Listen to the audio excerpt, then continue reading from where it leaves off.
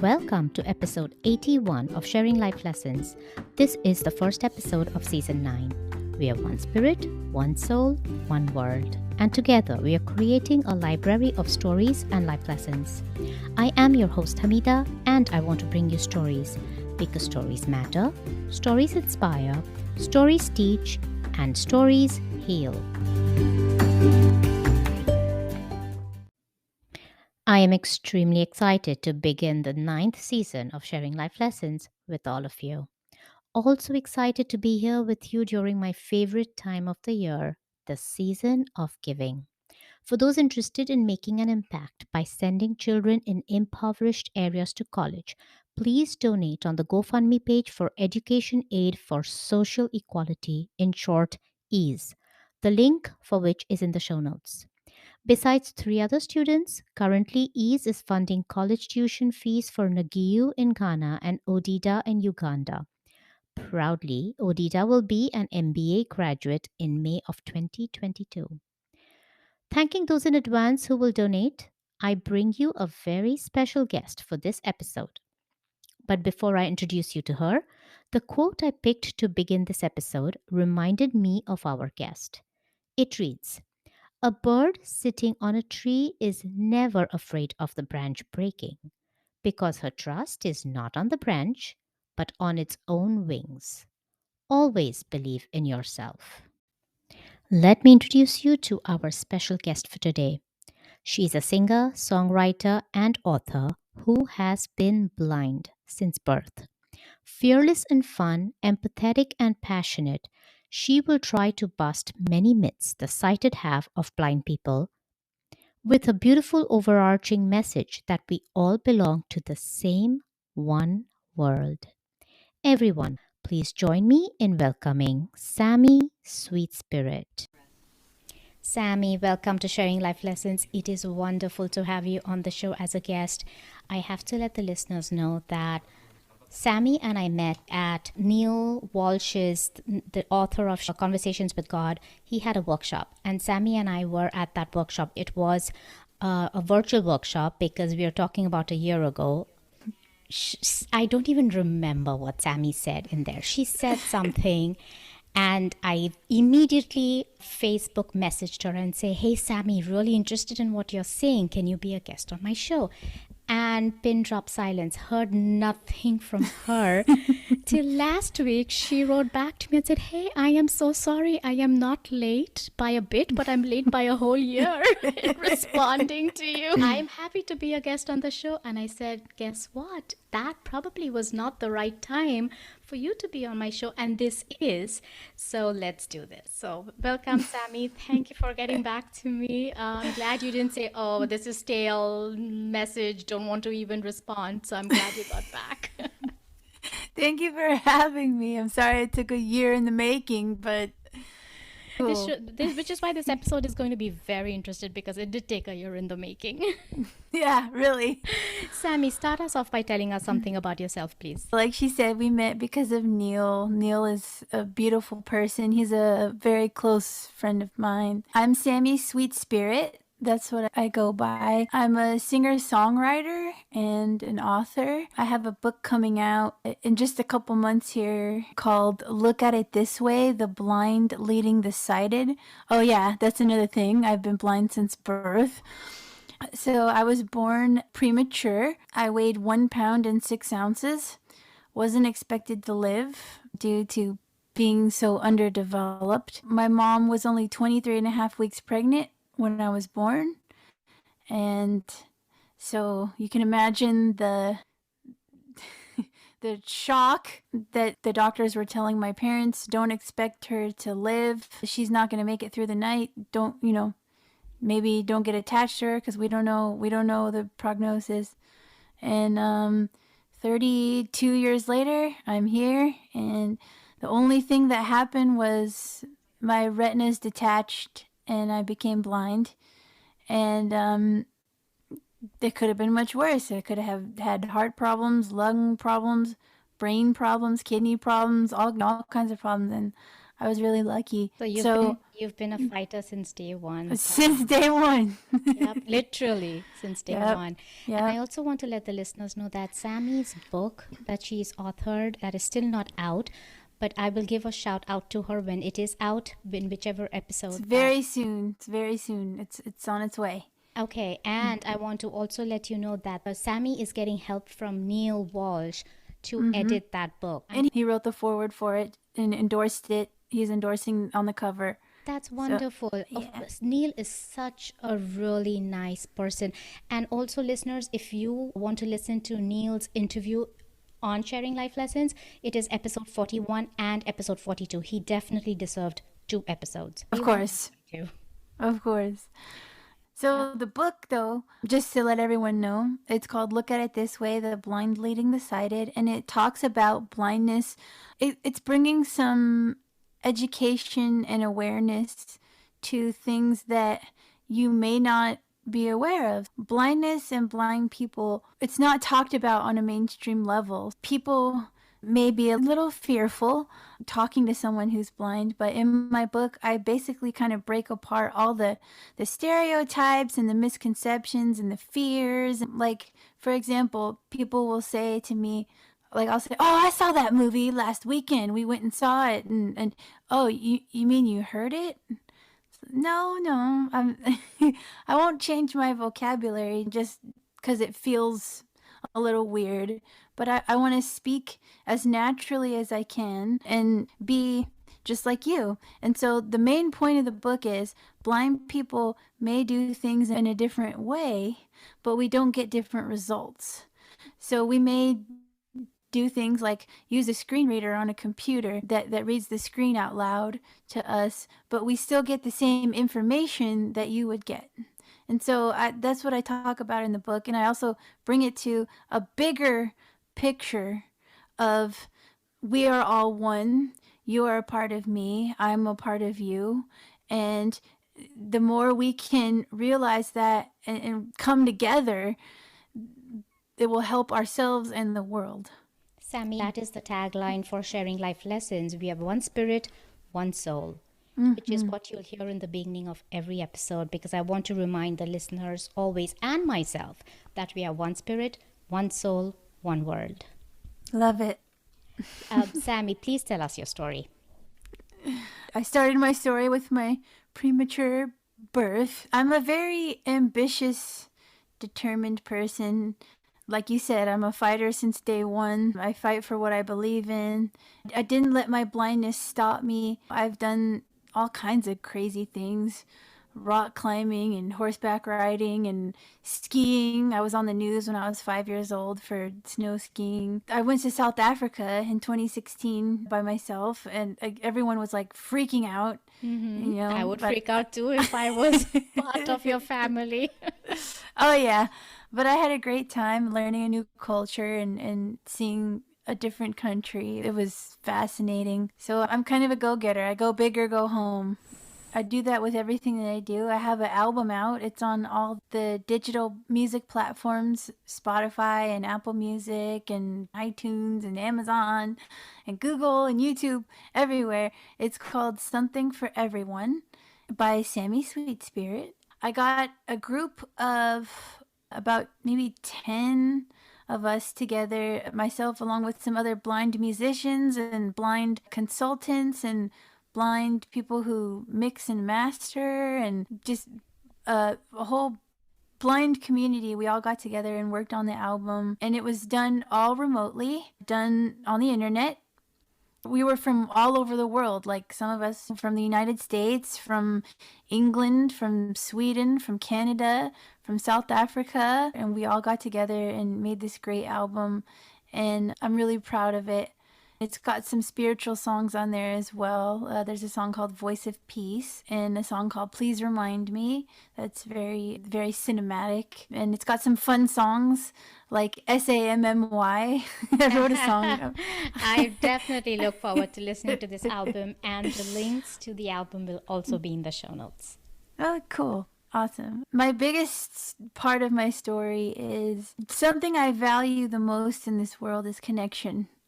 And it's something I talk about in my book, is that finding ways to connect and to express our oneness together. It's something that I value. And so I'm also starting to do some life coaching as well, to just kind of give back to people and to be there for people and just really connect with them. That's a fun venture. I know you were going to give us some anecdotes from your life, Well, particularly one that you mentioned to me that happened at the subway or the yeah, the bar. BART station. Yeah. So, one of the reasons why I decided to write a book was in December of 2019, I had my phone stolen. I was on a train, I was listening to music, and had my phone in my hand and not really paying attention, just zoning out. And the train stopped, the doors opened, and a young kid grabbed my phone out of my hand and ran out. I was actually on the news for it. I was on a couple different news channels. I just realized then and there that there's so many more ways we can connect rather than consider myself a victim, like, oh, I had my phone stolen and I was violated, which I was, but I wanted to create a space of understanding to realize, okay, what was this person going through? Why did they feel like they had to steal my phone? And how can I make this a positive situation? And then how can I explain to people that this is what's happening in our world? This isn't something we need to do. And so that was one of the kind of fuels for the book is, okay, how can we connect more? Another point of my book is that I have a chapter called Is Seeing Knowing? And that talks about people associate, if you can see something, then you know about it. And I'm here to say that may not be true. There's another anecdote that we talked about earlier where I was with a family friend and we were at a restaurant with a bar in it. And he said, "Hey, Sammy, what do you want to drink?" And I said, give me a Long Island iced tea. And he said, "How do you know about that?" And so I'm like, how do I know? Well, I have a brain, I have a mouth. I can ask questions and reason and logic and research just like anyone else. And that's one of the biggest misconceptions is that because we don't see the world around us, that we don't know about the world around us, people think that blind people are pretty, sheltered and need help first before anything. Maybe we would like to be talked to first, or maybe we'd like to get to know you, or for you to get to know us, rather than people who need help. Okay, Sammy, fact or myth? Blind people have supersonic hearing abilities.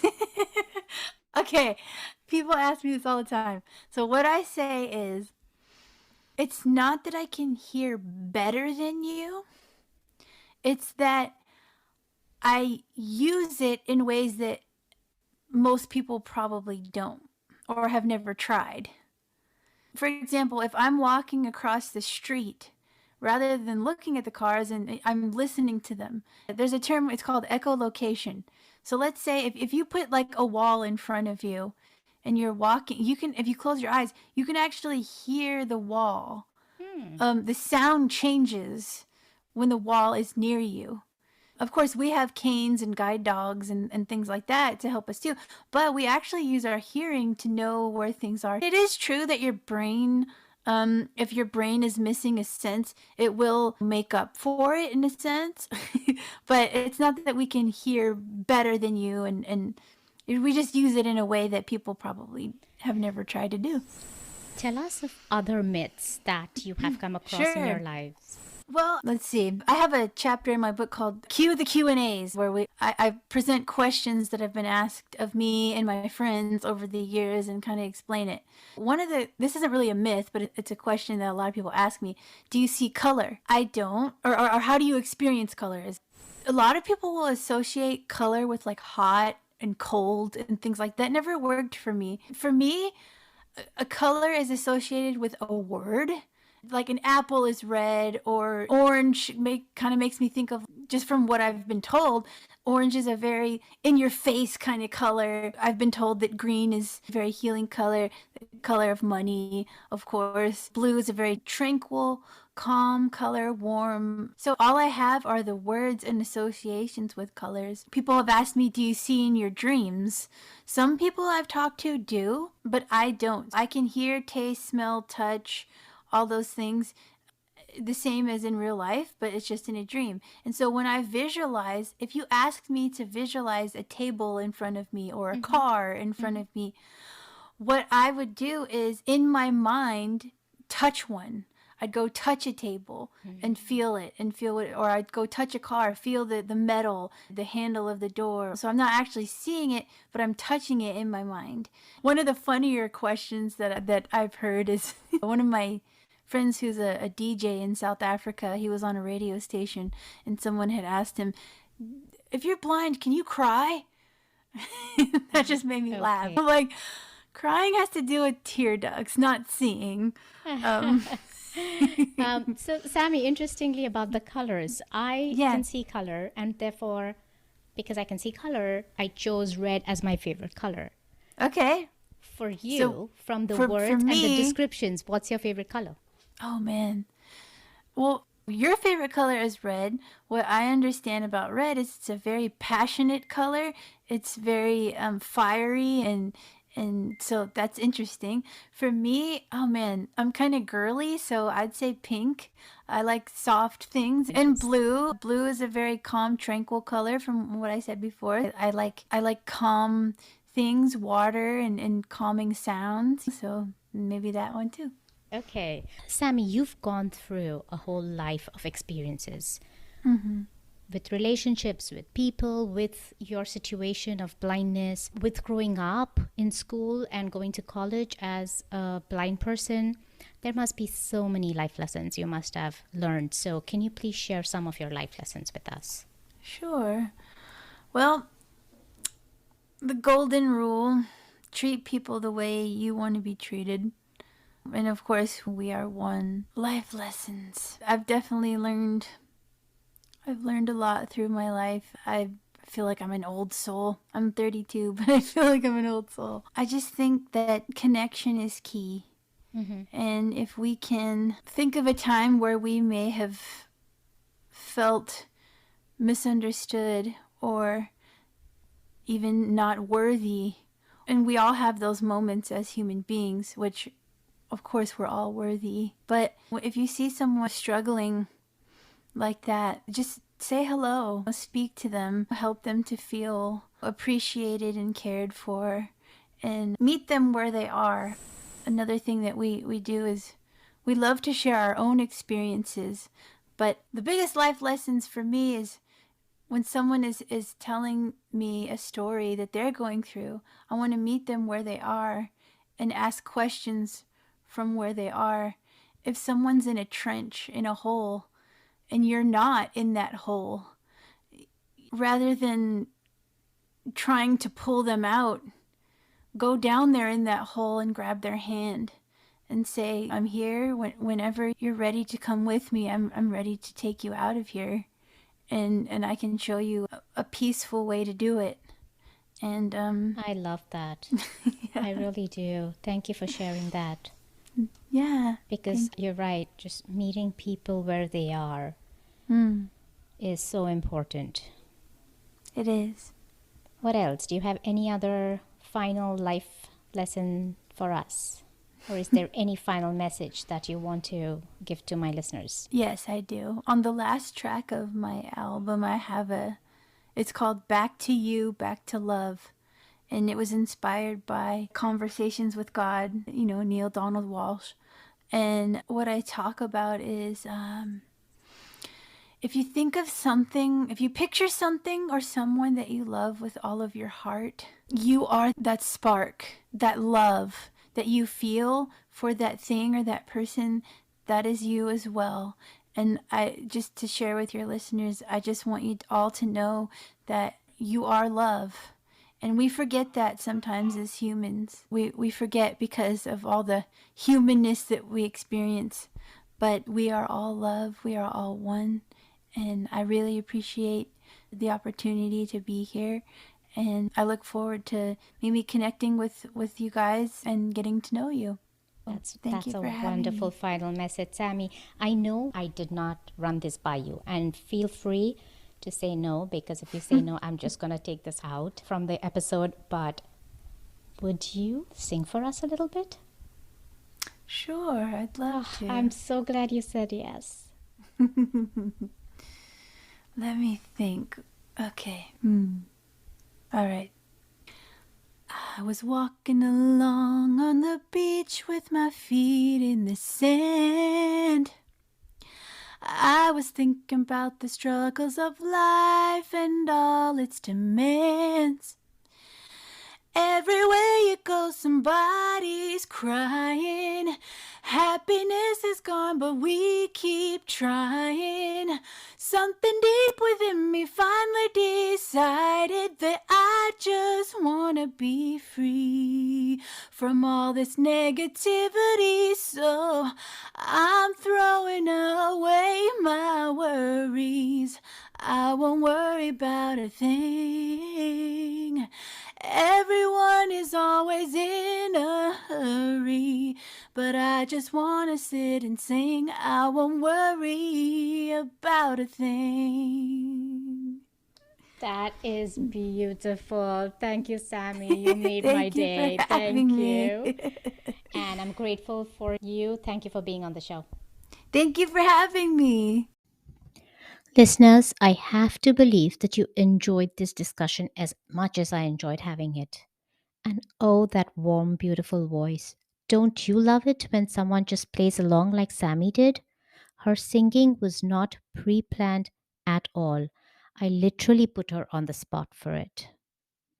Thank you, Sammy, for singing for us. Besides several myths busted about the blind community by Sammy Sweet Spirit, our guest for the 81st episode of Sharing Life Lessons, here are my key takeaways from my discussion with her today. 1.